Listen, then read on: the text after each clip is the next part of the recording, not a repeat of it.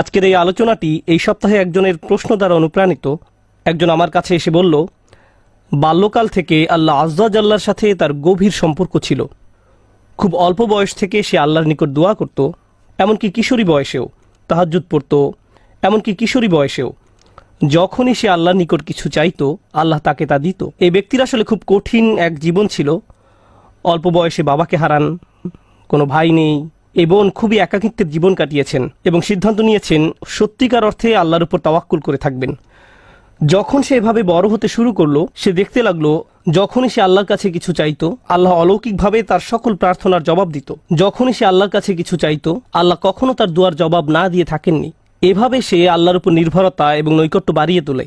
যখনই তার কিছু দরকার হতো সে 2 রাকাত নামাজ পড়ে আল্লাহর কাছে তা চাইতো।